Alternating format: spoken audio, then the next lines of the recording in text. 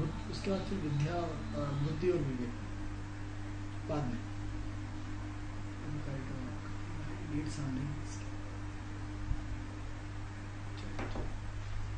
नमस्कार दर्शकों, हमारे कार्यक्रम किस्मत सवारी में आपका स्वागत है। मैं हूं कंचन और हमारे साथ स्टूडियो में मौजूद है भारत के सुप्रसिद्ध ज्योतिषाचार्य आनंद जी। आनंद जी, आपका बहुत बहुत स्वागत है। नमस्कार कंचन जी, नमस्कार दर्शकों जी। दर्शकों, आज हम आपके लिए फिर से हाजिर हो गए हैं आपकी समस्याओं के समाधान के लिए। हम रोज रोज आपकी समस्याओं के समाधान के लिए यहाँ पे हाजिर होते हैं कि आपकी जो भी छोटी से बड़ी समस्या हो, आप हमें अपनी समस्याएं बताएं और आनंद से जानिए उसका समाधान। आनंद जी हमारे साथ इसलिए मौजूद हैं कि वो आपकी समस्याएं सुनेंगे और आपको क्या करना चाहिए, क्या नहीं करना चाहिए, उसकी जानकारी देंगे। जी, तो बस आपको एक छोटा सा काम करना है। हमें इस नंबर पे कॉल करना है, जो नंबर हमारे टीवी स्क्रीन पर फ्लैश हो रहा है। इस नंबर पे हमें कॉल कर सकते हैं आप और आनंद जी से जान सकते हैं आपकी भविष्य, आपका राशिफल, कि आपका आज का दिन क्या कहता है। जी आनंद जी, मैं आपसे ये जानना चाहूंगी कि शिक्षा और विद्या में क्या अंतर है। आज का हमारा यही प्रश्न है कि शिक्षा और विद्या में क्या अंतर है। बहुत बढ़िया। चूंकि आज हम गुरु की चर्चा कर रहे हैं कंचन जी, हमारा और लगातार हमारा आज का जो विषय लगातार 2-3 दिन से चल रहा है, गुरु का राशि परिवर्तन और गुरु का हमारे जीवन पे प्रभाव। जी, अब प्रश्न आपने इससे जुड़ा हुआ बहुत अच्छा किया कि विद्या और शिक्षा में क्या अंतर क्या है। जी, अब ये देखिए, शिक्षा जो भौतिक संसाधनों से हमें जो परिपक्व करती है उसे हम शिक्षा कहते हैं। जी, विद्या जो हमें संस्कार और आदर्श से जोड़ती है उसे हम विद्या कहते हैं। जी, अब क्या करता है बुद्धि, तो बुद्ध सिर्फ शिक्षा देता है, गुरु विद्या देता है। आप जैसे पिछले जमाने के देखेंगे कि नालंदा विश्वविद्यालय या पिछले गुरुकुल होते थे, गुरुकुल की परंपराएं होती थी। वहाँ व्यक्ति को पूरा रुकाया जाता था, वहाँ रहना, रुकना, खाना पीना, सोना, उसके जीवन से समस्त चीजों का अध्ययन उसको विधिवत कराया जाता था, उसको संस्कार दिए जाते थे, उसको आदर्श दिए जाते थे, उसके परिवार के प्रति कर्तव्य समाज समझाए जाते थे, उसके समाज के प्रति कर्तव्य समझाए जाते थे।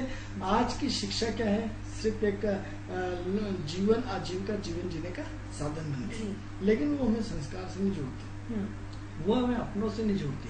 अपनों से दूर करने की जो क्रिया है उसे हम शिक्षा कहते हैं।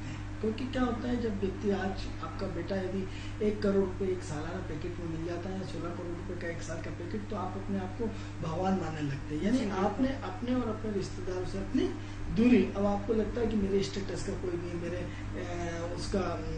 मेरे बराबर कोई नहीं, वो सब मेरे से बहुत छोटे हैं, तो आपकी सोच बहुत बदल जाती है और आप बिल्कुल एक अलग नए दायरे में आ जाते हैं। तो ये हमारी शिक्षा है। और विद्या जो होती है हमें सहजता, सरलता, विनम्रता, आदर्शता, संस्कारता, इसके अलावा हमें अपने फर्ज और अपने कर्तव्य के प्रति 24 घंटे सजग रखती है, हमारे ईश्वर से जोड़ने का प्रयास करती है। जो शिक्षा हमें ईश्वर से दूर करती है, लेकिन विद्या में ईश्वर से जोड़ने में नजदीकी करती है। आज ये देखो कि हर बच्चे का IQ का लेवल, IQ की सोच, उसका काम करने का तरीका सब बदल चुका है।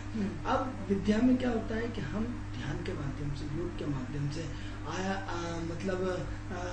आचार विचार के माध्यम से, इसके अलावा यम नियम, आसन, ध्यान, धारणा, प्राणायाम, समाधि के माध्यम से हम ईश्वरीय हमारे जीवन के जगत है उसको पाप घटाते और पुण्य बढ़ाने की कोशिश करते हैं। हम पिता, माता, भाई, बहन, बंधु सबके साथ एक ऐसा व्यवहार जोड़ने की कोशिश करते हैं जिससे उसके जीवन में प्रगति होती है, जिसके कारण उसके जीवन में खुशहाली होती है, जिसके कारण उसके जीवन में प्रगति का ग्राफ लगातार बढ़ता हुआ चला जाता है। लेकिन क्या होता है, यही शिक्षा अपनों से क्या होता है, अहंकार से जोड़ती है, किताबों का बोझ से जोड़ती है, कोई सिद्धांत नहीं, सिर्फ एक रटंत विद्या के आधार पे, एक कंप्यूटर के दिमाग के आधार पे यदि हम सारी की सारी चीजें बात करते हैं। मित्रों, हमारे यहाँ 4 वेद है, इसमें से एक वेद सिर्फ हमारे पूरे के पूरे विज्ञान के आधार पे है। अब आप ये बताओ कि कितने ब्रह्मांड होते हैं, कितने सूर्य होते हैं, कितने सारे इस ब्रह्मांड में कितनी धरतियां हैं, कितने पाताल है, कितने लोग हैं। हमारा जो वेद है वो वेद में सारी चीजें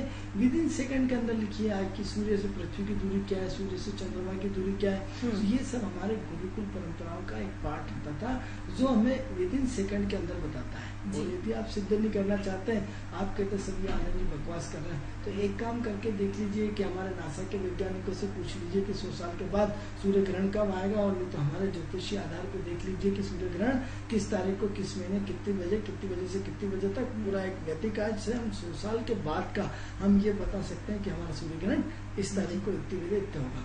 तो कितना एडवांस और कितना डेवलपमेंट साइंस किसके थ्रू, विद्या के थ्रू। जी। लेकिन ये शिक्षा के थ्रू सिर्फ क्या होता है, राजनीति खेली जाती है, क्या होता है, कंपटीशन होता है, जी। क्योंकि विद्या में कोई कंपटीशन नहीं होता। हम सब भाई भाई, हम सब परिवार, हम जी। क्या कहता है, पूरा का पूरा जो ब्रह्मांड है वो हमारा एक गुरुकुल है, एक परंपरा है, एक हमारा परिवार है। सर्वे भवन्तु सुखिनः सर्वे सन्तु निरामयाः। लेकिन जब हम विद्या की बात करते हैं तो सिर्फ हम अपने आप को देखते हैं, अपने व्यक्तित्व को देखते हैं, अपने परिवार को देखते हैं, और परिवार में भी खुद अपनी पत्नी और बच्चे और लवर के अलावा किसी को नहीं देखते। भाई बहन माँ बाप सब छूट जाते हैं। आप एग्जाम्पल देखते हैं कि एक पिता ने बच्चे को पढ़ा लिखा के भेज दिया, विदेश भेज दिया, वहाँ से उसने विदेश के चक्कर वहाँ से लड़की से वहाँ की शादी कर ली, वहाँ की नागरिकता प्राप्त कर ली। बाप अपने बेटे को देखने को तरस रहा है, माँ अपने बेटे के लिए तरस रही कि बेटा कब आएगा। और उसने विद्या ने एक पिता को एक पुत्र से, शिक्षा ने पिता को एक पुत्र से अलग कर दिया। हजारों किलोमीटर की उसकी आंखें नम पड़ी कि आए एक दिन मेरा बेटा आएगा और मिलेगा। एक माँ अपनी रोज निगाहों से देखती है, लेकिन बेटा आने को तैयार नहीं। तो ये क्या है, ये शिक्षा है, क्योंकि आपने बच्चों को ऐसी शिक्षा दी, ऐसे संस्कार दिए, ऐसे विचार दिए, ऐसी सोच दी, ऐसी क्वालिटी दी। यदि हमने अपने आज के गुरुकुल में यदि विद्या से जुड़ा होता तो बच्चा अपने आँख मीच करके अपने माँ बाप को साथ रखता, अपनी परंपराओं का निर्वाह करता, अपनी संस्कृति का निर्वाह करता, अपने धर्म का निर्वाह करता, अपने विचारों का निर्वाह करता, अपने एक फर्ज का निर्वाह करता। अब सवाल ये हो रहा है कि हम तो फर्ज भूल गए। अब एग्जाम्पल के लिए देखिए कि यदि आज आप शिक्षा की बात करते हैं तो शिक्षा में क्या होता है, आप सुबह से लेकर रात तक एक विदेशी बहुराष्ट्रीय कंपनी या किसी प्राइवेट सेक्टर में चले जाओ, वो आपको खून चूस लेता है, आपको सुबह से शाम तक आपको खरीद डालता है। लेकिन विद्या में खरीदना नहीं होता, हम तो अपने फर्ज समझ के हर चीज को 24 घंटे आत्मीयता के साथ निभाते हैं। आप क्या करते हैं, आप रिश्तेदारी में नहीं जा सकते, आप अपने परिवार में शादी में नहीं जा सकते, आप अपने रिश्तेदार में नहीं जा सकते, अपनी मर्जी से खुशियाँ नहीं मना सकते, अपनी मर्जी से त्योहार नहीं मना सकते। ये आपकी शिक्षा है, सिर्फ आपको पैसे क्या खाओगे चाटोगे। लेकिन विद्या में हमारी परंपराओं के साथ सवाल दिवाली, सब मिलके दिवाली मनाएंगे, आज होली है सब मिलके होली मनाएंगे, आज आप सब छुट्टी रखेंगे, सब मिलके पिकनिक मनाएंगे। एक एडजस्टमेंट है, एक ऐसी एडजस्टमेंट लाइफ है जिसमें हम हमारी सोच का पूरा हिस्सा एक व्यवहारिकता का है, एक आत्मीयता का है, एक आत्मीयता तरंगों का है, एक वो फ्लो है जिसको सिर्फ एक जो गूंगा व्यक्ति है, जो गुड़ खाने के बाद उसका स्वाद नहीं बता सकता, वो हमारी विद्या है। क्योंकि विद्या हमें सिर्फ आदर्श से जोड़ती है, संस्कार से जोड़ती है, विवेक से जोड़ती है। अब क्या होता है, बुद्धि में क्या होता है, स्वार्थ होता है, लेकिन जो विद्या में होता है विवेक में स्वार्थ नहीं होता। अब जैसे क्या होता है कि जो हमारी संस्कार है, जो हमारी संस्कृति है, आज हम शिक्षा के माध्यम से उससे बहुत दूर चले जा रहे हैं। और यही यदि विद्या की बात करते हैं तो हम संस्कारों के नजदीक आते हैं, हम हमारी परंपराओं के नजदीक आते हैं। अब क्या होता है, हमारी परंपरा विलुप्त होती जा रही है। अब क्या होता है कि आप जैसे आप पहले यदि कोई त्योहार आता था तो आपके घर में देखो कितनी मिठाइयाँ बनती थी, कितने तरह के आइटम बनते थे और कितने खुशियाँ होती थी। आज यदि दिवाली भी आती है तो एक हम सिर्फ फॉर्मेलिटी के लिए दिवाली मनाते हैं, क्योंकि इस महंगाई के दौर में इतनी ज़्यादा चीज़ें महंगाई होती है कि सिर्फ आज अमीर की होली मनती है और गरीब की अमीर की दीपावली मनती है, निवास होते हैं, अमीर की दीपावली मनती है और गरीब की होली मनती है। यानी कितना बड़ा पार्ट डिफरेंस आपकी शिक्षा और विद्या में। मित्रों, आज हमें गुरु से जुड़ना पड़ेगा। गुरु जो हमें ज्ञान देता है, गुरु जो हमें संस्कार देता है, गुरु जो हमें गुरुकुल की परंपराओं का निर्वाह करता है, गुरु हमें जो छोटे बच्चों को लेकर के एक आदर्श के रूप में प्रस्तुत करता है। अब क्या होता है, हमारा सबसे पहले गुरुकुल का यदि हम सिद्धांत की बात करते हैं तो हर व्यक्ति क्या होता है, हमारा जो मस्तिष्क का दिमाग का एंटीना होता है वो इस बीच सेंटर के मध्य में होता है। तो क्या होता है, यदि आपने कंचन जी देखा होगा कि हर व्यक्ति को जो ज्ञानी आदमी होता है किसी भी जाति वर्ग का, तो उन्हें चोटी रखी जाती थी। तो जो चोटी रखने का जो प्रावधान था उसके पीछे जो लॉजिक था, जैसे आप तरंगे, आप जो मोबाइल आप सुन रहे हैं तो क्या कर रहा है, एक टावर के माध्यम से, तरंगों के माध्यम से आप अपना मोबाइल सुन रहे हैं। आप टीवी देख रहे हैं तो उपग्रह आपने एक आकाश में भेज दिया जिसके माध्यम से टीवी देख रहे हैं। तो इसी तरह आप चलो टीवी देखते हो तो पहले एंटीना होता था, एंटीना के माध्यम से तरंगे आती थी और तरंगों के माध्यम से सारा का सारा प्रोग्राम चलता था। अब यह लगे कि तरंगों को हमने वायरों में बदल दिया, वो अलग चीजें सेटअप बॉक्स में बदल दिया, लेकिन है वो सब तरंगे। तो हमारे जो संस्कार और संस्कृति का हिस्सा था, जिससे हमारे बुद्धि का विकास डेवलपमेंट होता था, हमने उसी को खत्म कर दिया। क्या कर दिया हमने, चोटी रखना बंद कर दिया। अब चोटी रखने का प्रावधान ये नहीं था कि ब्राह्मण रखेगा या जो संस्कार पंडित रखेगा या एक वेद पाठी ब्राह्मण रखेगा या योग्य चोटी प्रत्येक हिंदू धर्म की पहचान होती थी। एक संस्कार की पहचान होती थी। यदि हम पिछले इतिहास में जाए तो प्रत्येक व्यक्ति एक अपनी चोटी रखता था, प्रत्येक उसे जाति धर्म का कोई लेना देना नहीं होता था। प्रत्येक व्यक्ति, आप चाणक्य के यदि सीरियल देखते हैं, यदि चाणक्य का जरा सा भी आपने सीरियल देखा हो तो उसमें प्रत्येक व्यक्ति की चोटी है। वहाँ कोई क्या ब्राह्मण थे या भारतीय परंपरा थी। उस समय एक राष्ट्र होता था, वो हिंदू राष्ट्र होता था। वहाँ की गुरुकुल, यदि आप पुराने हिस्से में जाओगे तो सबको आप गंजे व्यक्ति होते, वो चोटी गुरुकुल की परंपराओं का निर्वाह करते थे, चाहे व्यापारी हो चाहे कुछ भी हो। आपका चाणक्य नाटक सीरियल में आप देख सकते हैं। तो क्या करें, हम सबसे पहले अपने आदर्शों से जोड़ें। आज भी नीतियों परिवर्तन का दौर है। परिवर्तन का दौर नहीं होता तो हम आपसे चर्चा नहीं करते, विषय नहीं होता कि आज हमें सबसे पहले पुनः शिक्षा की तरफ भागना बंद करना पड़ेगा। हम हर बच्चा इंजीनियर कर रहा है। अब क्या हो रहा है कि पैकेज तो सिर्फ 1000 बच्चों में से सिर्फ 10 लोगों को पैकेज मिल रहा है। 990 बच्चे उस कुपोषण का शिकार हो रहे हैं। किसका? क्योंकि 1-1 करोड़ 1-1 अरब 1-1 करोड़ या 10-10 करोड़ के पैकेज सिर्फ 10 बच्चों के, और कितने 1 लाख में से। बाकी इतने सारे बच्चे क्या कर रहे हैं, 10-10, 20-20 हजार, 25-25 हजार में उनकी घिसाई हो रही है। आप देखो कि उनका कितना भयंकर शोषण हो रहा है। एक छोटा सा बच्चा कितना मानसिक तनाव में रहता है। यदि उसका कैंपस में सिलेक्शन नहीं होता है तो कितना डिप्रेशन में चला जाता है। माँ बाप डिप्रेशन में चले जाते हैं। आज उसकी पढ़ाई का खर्च जो कर्ज लेकर के किया गया था, जो शिक्षा को लेकर एक पिता ने किस तरह, गरीब पिता ने बैंक से लोन लेकर के, उधार लेकर के एक अपने बच्चे को शिक्षा पढ़ाने के लिए अपने आप को बर्बाद कर डाला। और बर्बाद करने के बाद आज जब बच्चा अपने पैर पे खड़ा हुआ है तो एक नौकरी के लिए तरस रहा है, उस कागज के टुकड़े को क्या करें? ये हमारी शिक्षा है। और यही हमने विद्या जोड़ी होती तो विद्या में हम सबको समानांतर का सबका हिस्सा दिया जाता। आप देखो कि यदि आज देश की बेरोजगारी खत्म करना है तो एक व्यक्ति, एक जो संविदा शिक्षक में एक शिक्षक जो है 5 से 7 हजार रुपये में काम करता है। वही एक सीनियर जो शिक्षक है उसकी तनख्वाह 50-50 हजार, लाख है। यदि हर व्यक्ति की समानांतर तनख्वाह 10-10 हजार कर दी जाए तो इस देश की बेरोजगारी खत्म हो जाएगी। और इसमें बेरोजगारी खत्म हो जाएगी, महंगाई कम हो जाएगी, सब हो जाएगी। आज कितने लोगों को, यदि एक प्रिंसिपल को हटा करके जिसकी तनख्वाह 70,000 है, आज हम 7 कर्मचारी रख सकते हैं और उससे एक आदमी का काम 7 लोग कितने ज्यादा करेंगे। आज जिनकी तनख्वाह 50 से ऊपर है उन सबको गवर्नमेंट को सब्सिडी कर देना चाहिए। जिनकी तनख्वाह 30-40 से ऊपर, उन सबको हटा करके 10-10 हजार, 5-5 हजार वाले भर्ती के कितने बेरोजगारों को नौकरी दी जा सकती है। ये शिक्षा और विद्या का अंतर है। क्योंकि एक व्यक्ति को आप इतनी बड़ी तनख्वाह दे रहे हो और एक व्यक्ति गवर्नमेंट के लिए 5,000 की नौकरी के लिए तरस रहा है, और उसको 5,000 के बाद भी उसको एक आप संविदा शिक्षक के ऐसे उसमें हे दृष्टि से देखते कि संविदा वाला है, न कि एक परमानेंट वाला।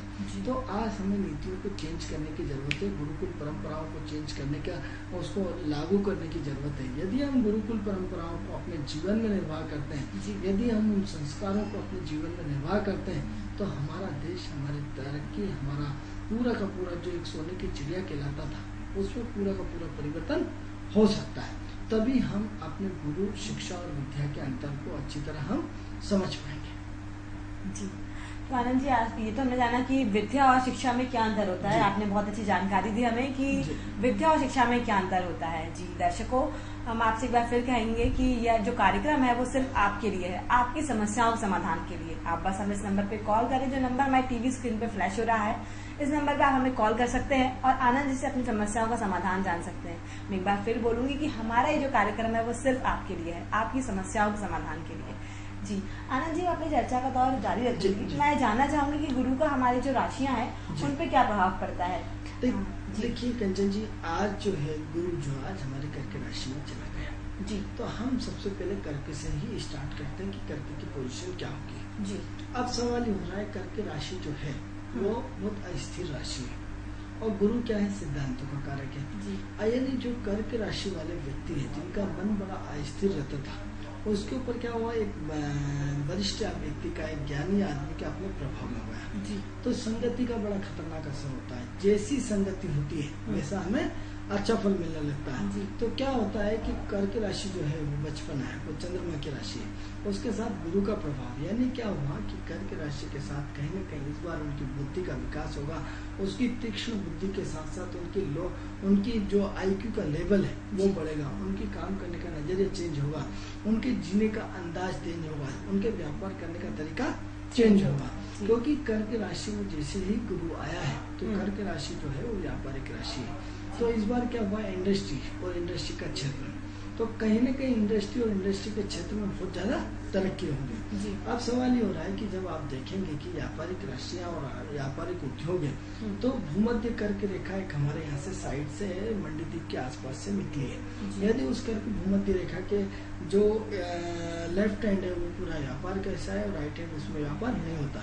जो तो इस बार जो भूमध्य रेखा जो अपनी पूरी दक्षिण अफ्रीका से होते हुए जो हमारे इधर मंडीदीप से होते हुए हमारी पूरी उधर निकली है, तो उस भूमध्य रेखा के आसपास जो स्थिति आप देखेंगे कि इस बार भूमध्य रेखा के से लगे हुए क्षेत्र जिसमें इंडस्ट्री है, उन सारी इंडस्ट्रियों का कहीं ना कहीं डेवलपमेंट होगा और नए सिरे से नई इंडस्ट्रियां लगेगी, नए सिरे से नया डेवलपमेंट होगा, नए सिरे से नया कार्य क्षेत्र का विकास होगा। ऐसे कार्य क्षेत्र का विकास होगा जिसमें कहीं ना कहीं तरक्की के नए रास्ते निश्चित रूप से खुलेंगे। तो इस बार जो है वो कर्क राशि वालों के लिए कहीं ना कहीं इन्वेस्टमेंट का समय है, कहीं ना कहीं इंडस्ट्री लगाने का समय है, कहीं ना कहीं नए काम का समय है, कहीं ना कहीं स्कूल शिक्षा और शिक्षा से संबंधित नए काम जोड़ने से संबंधित। तो ऐसी कंडीशन में कहीं ना कहीं उनके साथ कुछ न कुछ पॉजिटिव होने वाला है। अब सबसे पहले तो यदि उनके पास वाहन नहीं है तो वाहन हो जाएगा, यदि मकान नहीं है तो मकान हो जाएगा, यदि कहीं इंडस्ट्री नहीं है और इंडस्ट्री खोलना चाहते हैं तो इंडस्ट्री हो जाएगी, यदि कोई अचल संपत्ति लेना चाहते हैं तो अचल संपत्ति हो जाएगी, यदि इनकी पत्नी यदि सोने चांदी तांबा या धातु संबंधित यदि उनकी इच्छा है लेने की तो वो इच्छा पूरी हो जाएगी। तो कर्क राशि वालों के लिए ये समय मेरे हिसाब से ये वर्ष में कहीं ना कहीं उनकी महत्वाकांक्षाएं बहुत अच्छे ढंग से पूरी होने वाली है और कहीं ना कहीं उनके व्यापार में बढ़ोतरी होने वाली है। आप सवाल ये हो रहा है कि व्यापार भी होगा तो उनकी कहीं ना कहीं से पार्टनरी में होगा, अकेले तो व्यापार कर नहीं पाएंगे वो तो कहीं ना कहीं उनका व्यापार कहीं ना कहीं पार्टनरी में होने की संभावना बहुत बनती है। तो ऐसी कंडीशन में कर्क राशि वालों को अपने मन की अस्थिरता को ध्यान रखना चाहिए और कहीं ना कहीं विचारों को रोकना चाहिए और कर्क राशि वालों के लिए वर्ष बहुत उत्तम रहेगा और उत्तम रहने के साथ साथ कहीं ना कहीं उनका भाग्य में वृद्धि होगी। भाग्य में वृद्धि के साथ साथ कहीं धार्मिक स्थल पे जाएंगे और धार्मिक स्थल पे जाने के अलावा कुछ नए कार्य को अंजाम देंगे। ऐसा नया काम कहीं ना कहीं उनकी लाइफ और लाइफ के हिस्से को निश्चित रूप से बदलेगा। तो ये हमारी कर्क राशि की बात है। आप सवाल ये हो रहा है कि कर्क राशि में 2.25 नक्षत्र होते हैं, गुरु का, शनि का और बुध का। तो प्रथम गुरु के 3 महीने जो है वो बड़े खतरनाक है, क्योंकि प्रथम गुरु के 3 महीने जो है वो गुरु में गुरु का नक्षत्र होने के कारण इस बार कहीं ना कहीं उनके अंदर जो है वो ज्ञान की तरफ भागेंगे, दान पुण्य की तरफ भागेंगे, समाज की तरफ भागेंगे, समाज के सामाजिक कामों की तरफ भागेंगे, कहीं ना कहीं सामाजिक उत्थान की तरफ भागेंगे, कहीं ना कहीं बच्चों के लिए उत्थान के लिए कुछ नए कानून बनेंगे। ये सबसे महत्वपूर्ण चीज है कि जो छोटे छोटे बच्चे जो पढ़ नहीं पा रहे हैं, जो उनकी मंजूरी नहीं हो पा रही, आप देखिए कि शिक्षा अभियान में गति आई है। गवर्नमेंट से, केंद्र सरकार से करोड़ों रुपए राज्य सरकार को मिला है और शिक्षा के क्षेत्र में बहुत बड़ी क्रांति वापस उन्होंने का अभियान चलाया है, स्कूल चलो अभियान।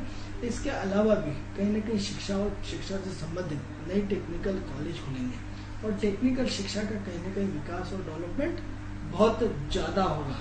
अब ये तो गुरु का नक्षत्र हुआ, जैसे ही शनि का नक्षत्र आएगा तो शनि के नक्षत्र में कहीं ना कहीं थोड़ी सी प्रॉब्लम क्रिएट रहेगी, थोड़ा सा विचारों में डिफरेंस आएगा और कहीं ना कहीं कुछ न कुछ जो काम तेज गति से व्यक्ति को हो रहा है तो उसमें थोड़ा सा धीमापन आएगा। लेकिन कहीं ना कहीं वो धीमापन भी लाइफ में कहीं ना कहीं मजबूत संबल पर करेगा, कहीं ना कहीं व्यक्ति अपना पुनर्मूल्यांकन करके और एक नई दिशा की तरफ जाने का प्रयास करेगा। और यही जब गुरु में बुध का नक्षत्र आएगा तो बुध जो है वो व्यापारिक गतिविधि को रिप्रेजेंट करता है। साथ ही साथ इस बार बुध जो है हर व्यापारिक उसको इनकम टैक्स और सेल टैक्स से जोड़ने का प्रयास करेगा। आप देखेंगे कि इस साल गवर्नमेंट के पास इनकम टैक्स और सेल टैक्स भरने वालों की संख्या में अच्छा खासा इजाफा होगा। तो उम्मीद करते हैं कि इस बार कहीं न कहीं ये इजाफा बड़ी मात्रा में होना है, उम्मीद से ज्यादा होना है और कहीं न कहीं इस बार इनकम टैक्स और सेल टैक्स को जमा करने वाले लोगों की संख्या बढ़ेगी, लोगों में जागरूकता आएगी।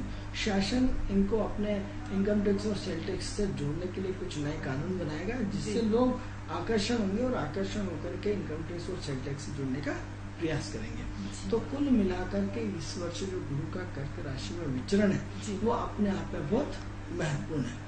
तो ऐसी कंडीशन में जो कर्क राशि है कहीं ना कहीं बहुत अच्छी सम्मानजनक राशि है। और इस सम्मानजनक राशि में गुरु का पंचम, सप्तम और नवम भाव जो है बहुत अच्छे ढंग से डेवलपमेंट हो रहा है। और जो व्यक्ति की प्रोग्रेस की उन्नति में लगातार बाधक न बनने के बजाय उसमें क्रियाशीलता, एक्टिविटी और कहीं ना कहीं उसमें बलशालिता के साथ जीवन को आगे बढ़ाने की बात करता है। तो ये तो आज गुरु में हमने कर्क राशि की बात करें। अब इसी में आइए अपन बात करते हैं सिंह राशि वालों का। अब सिंह राशि वाले जो हैं इस वर्ष कहीं ना कहीं जो गुरु है उनका अपने घर से 12वां गुरु है, तो कहीं ना कहीं उनको इस वर्ष तनाव बना रहेगा। तनाव बना रहने के साथ साथ कहीं ना कहीं उनमें इन्वेस्टमेंट बहुत ज़्यादा होगा, कहीं ना कहीं विदेश यात्रा होगी। और विदेश यात्रा सारी अचानक होगी, क्योंकि जो इसमें 12th हाउस है वो आदमी की कहीं ना कहीं विदेश यात्रा को रिप्रेजेंट करता है। तो जो लोग सिंह लग्न वाले हैं और वो विदेश नहीं जा पाए तो इस बार उन्हें तैयार रहना चाहिए विदेश यात्रा के लिए, क्योंकि इस वर्ष उनका कहीं ना कहीं विदेश यात्रा का पूरा प्लान बन चुका है। और विदेश यात्रा का पूरा प्लान बनने के साथ साथ उनकी विदेश की जो है वो तैयारियां बिल्कुल हो चुकी हैं। अब सबसे पहले तो यदि आप सिंह लग्न वाले यदि लोन लेना चाहते हैं अपनी लाइफ में, यदि सिंह लग्न वाले लोन लेना चाहते हैं तो वो बढ़िया ढंग से लोन ले सकते हैं, कर्ज ले सकते हैं। उन्हें कर्ज मिलने की संभावना बहुत प्रबल है। तो ऐसी कंडीशन में यदि आप अपने आप को कर्ज से लेकर के अपने व्यापार में लगाना चाहते हैं तो आप बढ़िया रूप से लगा सकते हैं, क्योंकि ये आपका जो प्रोजेक्ट है वो काफ़ी बड़ा होगा, काफ़ी हेवी इन्वेस्टमेंट होगा। तो इसमें कहीं ना कहीं आप भी अपनी मोटी रकम लगा रहे हैं और मोटी रकम ही आपका फाइनेंस होने वाला है और वो फाइनेंस आपका एक झटके में हो जाएगा। इसलिए आँख मीच करके आप फाइनेंस कराइए। और फाइनेंस कराने के साथ आपकी सिंह राशि वालों कहीं ना कहीं आप अपने जो इंडस्ट्री का बड़ा विचार कर चुके हैं उसको आप अपने अच्छे ढंग से फॉलो कर सकते हैं। तो निश्चित रूप से सिंह राशि वालों का भविष्य इस वर्ष गुरु के जो राशि विचरण है उनके लिए बहुत फायदेमंद रहेगा। अब इसी टाइप से हम बात करते हैं मिथुन राशि वालों की। अब मिथुन राशि वालों के लिए जब हम बात करेंगे तो इसमें कर्क राशि से जो गुरु का है वो पराक्रम भाव में है। अब पराक्रम भाव में होने के कारण गुरु की पोजीशन उनके लिए बहुत अच्छी होगी। इस समय उनकी छोटी मोटी यात्राएं बहुत ज़्यादा होंगी और छोटी मोटी यात्रा होने के साथ साथ कहीं ना कहीं उनका जोश बढ़ेगा, उनका उत्साह बढ़ेगा, उनकी उमंग बढ़ेगी, उनका काम करने का तरीका बदलेगा, उनकी एक्टिविटी का फ्लो बढ़ेगा और कहीं ना कहीं निरंतर एनर्जेटिक रहेंगे। यानी इस बार उनके अंदर एनर्जी कूट कूट के भरी रहेगी। ये वर्ष जो गुरु उनके लिए है वो काफ़ी अच्छी एनर्जी दे रहा है। अब काफ़ी एनर्जी अच्छी देने के साथ साथ कहीं ना कहीं उनकी बड़ी महत्वाकांक्षाओं को पूरी कर रहा है।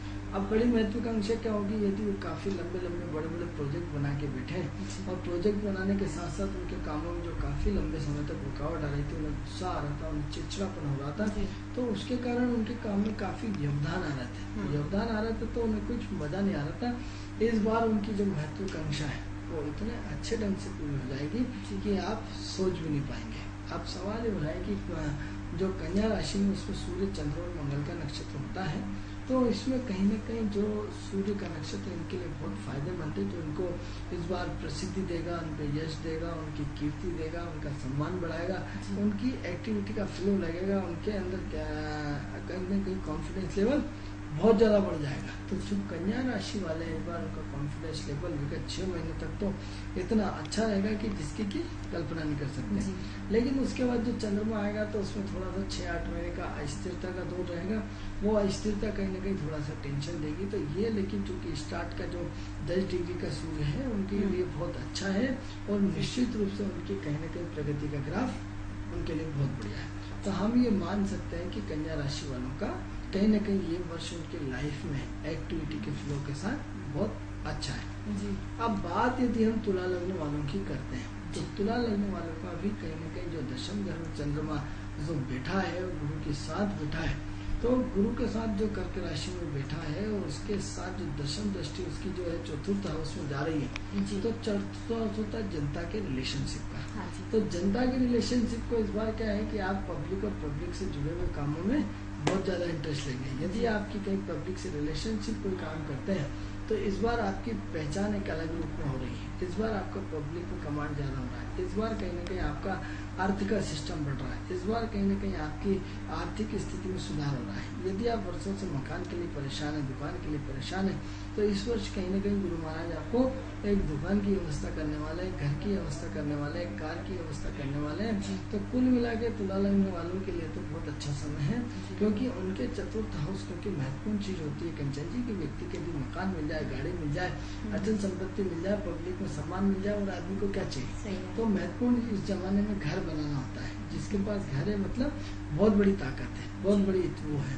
तो इस बार हम उम्मीद करते हैं कि इस बार उनका नहीं किसी भी हालत में घर बनने की संभावना है, दुकान बनने की संभावना है, कार मिलने की संभावना है। तो ऐसी कंडीशन में उनके लिए ये बहुत अच्छा रहेगा। इस वर्ष वो अपने समय का लाभ लें, क्योंकि ज्यादा समय नहीं है। इस वर्ष कहीं न कहीं उनको निश्चित रूप से बहुत अच्छा बेनिफिट मिलने वाला है। तो अब ऐसी कंडीशन में अपने आप को चौकन्ना रखें, क्योंकि चौकन्ना रखना एक महत्वपूर्ण चीज है। जो लोग चौकन्ने रहते हैं वो हमेशा कंचन जी कुछ न कुछ पाके रहते हैं। जो लोग सोते रहते हैं उन्हें कहीं न कहीं नुकसान होता है। तो ऐसी कंडीशन में आपका चौकन्ना रहना मात्र, क्योंकि सब कुछ ईश्वर करता है, आप अपने हाथ में कुछ नहीं है। सारी व्यवस्था ईश्वर को करना है, सारा पेमेंट ईश्वर को लाना है, सारा क्लाइंट ईश्वर को लाना है, सारे पब्लिक रिलेशन ईश्वर को बनाना है। तो ऐसी कंडीशन में आपको सिर्फ आपको आंखें खोल के रखना है, ईश्वर से प्रार्थना करना है कि ईश्वर मेरी मनोकामनाएं पूर्ण कर दीजिए। तो ऐसी कंडीशन में आपकी निश्चित रूप से मनोकामना पूर्ण होगी। तो तुला राशि में मंगल, राहु और गुरु का नक्षत्र पड़ता है। अब मंगल, राहु और गुरु का नक्षत्र होने से तो अब क्या होता है, जो मंगल का नक्षत्र होता है वो क्या है, बुराइयों से लड़ता रहता है, और बुराइयों से लड़ने के साथ साथ कहीं न कहीं अच्छाइयों को स्थापित करने की गुंजाइश रहती है। तो राहु गुरु का जो चांडाल योग है कहीं न कहीं धर्म और अधर्म की लड़ाई के लिए अपने आप को इंडिकेशंस देता है। तो ऐसी कंडीशन में वैसे तुला राशि इंसाफ की राशि है। तो गुरु इस बार जो तुला राशि में गुरु का जो अटैचमेंट है, उनका जो रिजल्ट है, तो कहीं ना कहीं पब्लिक और पब्लिक से रिलेशनशिप के लिए लड़ा जाएगा।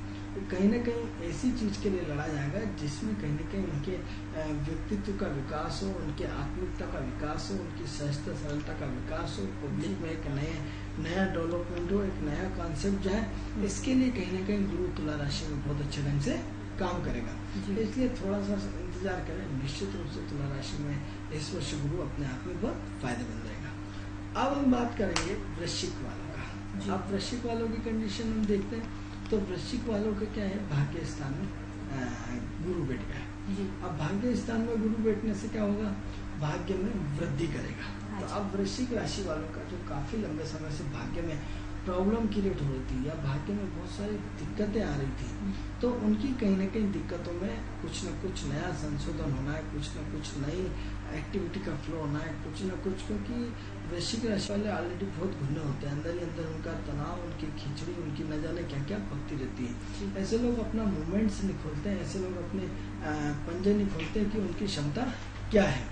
तो ऐसी कंडीशन में कहीं न कहीं जो वृश्चिक राशि अपने आप में बहुत मायने रखती है, क्योंकि कंचन जी समय का अभाव है, हम अपने दर्शकों को लगातार जानकारियाँ देते रहेंगे। आनंद जी, आपने हमें बहुत सारी जानकारियां दी कि बहुत सारी राशियों में प्रभाव बताया कि गुरु का क्या प्रभाव पड़ता है राशियों पर। जी आगे भी हम जानेंगे कि जो हमारी राशियां बची हुई है उनका गुरु पर क्या प्रभाव पड़ता है। जी तो दर्शकों, हमारे कार्यक्रम किस्मत सवारी में आज के लिए इतना ही। दीजिए इजाजत, नमस्कार।